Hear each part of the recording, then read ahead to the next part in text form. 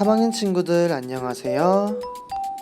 이번 시간에는 선생님과 함께 다양한 곤충들의 한사리를 살펴볼 거예요. 지금 화면에 6마리의 곤충이 있죠? 이 중 3종류의 곤충을 선생님과 함께 살펴볼 거예요. 지금 마음속으로 어떤 곤충을 살펴볼 것 같은지 우리 친구들 생각해 볼까요? 그럼 우리 친구들이 생각한 그 곤충을 살펴보는 게 맞는지 한번 볼까요?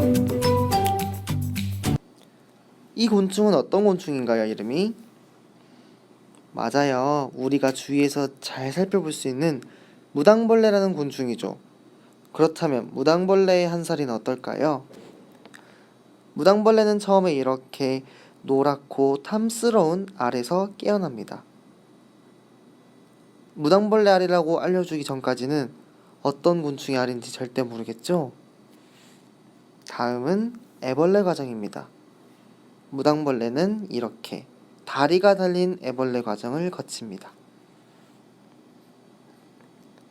세 번째는 번데기 과정을 거칩니다. 우리 친구들 요즘에 풀속글 보면은 이런 번데기를 많이 볼 수 있을 거예요. 이렇게 생긴 번데기들은 전부 무당벌레 번데기라고 생각하면 됩니다. 선생님도 어릴 적 풀숲을 지나가면 이렇게 풀에 달라붙은 무당벌레 번데기를 많이 봤어요. 하지만 그 당시 선생님은 이것을 보고 이게 뭘까 고민을 했지 무당벌레 번데기라고는 생각하지 못했습니다. 우리 친구들이 혹시 밖에서 이렇게 생긴 것을 만나게 되면 아, 이거는 무당벌레 번데기구나 하고 생각을 해보면 좋을 것 같네요. 마지막은 어엿한 얼음벌레가 됩니다. 그럼 다시 한번 정리해 볼까요? 처음엔 이렇게 작고 탐스러운 노란색 알에서 무당벌레의 애벌레가 태어납니다. 애벌레는 무럭무럭 자라서 번데기가 됩니다. 그 후 번데기는 다시 얼음벌레로서 성장을 하는 것이죠. 우리 친구들 이렇게 알에서 애벌레 그리고 어떤 거 번데기 과정을 거치는 벌레들을 뭐라고 부르냐면 완전 탈바꿈이라고 합니다. 완전 탈바꿈. 이렇게 번데기 과정을 잇는 것을 완전 탈바꿈이라고 부릅니다. 근데 친구들, 선생님 여기 다리 달린 거는 왜 애벌레예요? 내가 알기론 애벌레는 꿈틀꿈틀 기어가는 꼬물이들을 말하는 건데 라고 생각할 수 있어요. 우리 친구들이 그렇게 생각할 수 있지만 애벌레는 이렇게 다리가 달린 것도 애벌레라고 부릅니다. 조금 더 설명을 해주자면 애벌레에는 종류가 2가지 있어요. 유충하고 약충입니다. 유충은 완전 탈바꿈을 하는 애벌레들을 말합니다. 즉 번데기가 있는 곤충들의 애벌레를 유충이라고 합니다. 당연히 발이 달려 있을 수도 있죠. 하지만 약충은 번데기 과정이 없습니다. 따라서 불완전 탈바꿈의 곤충들의 애벌레들만 약충이라고 부를 수 있겠네요. 대표적인 예로 사마귀가 있을 수 있겠네요. 조금 이따가 살펴볼게요.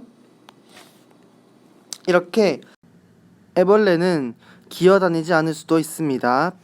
다음 곤충, 이거 곤충 이름 뭘까요? 조금 어렵죠? 만졌을 때 노란 색깔 약간 이상한 게 묻기도 하는 노린재라고 하는 곤충입니다.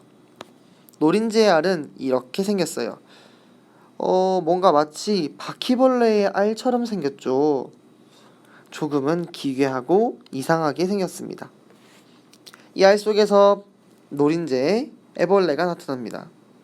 참고로 노린재는 곧 보겠지만 번데기 과정이 없습니다.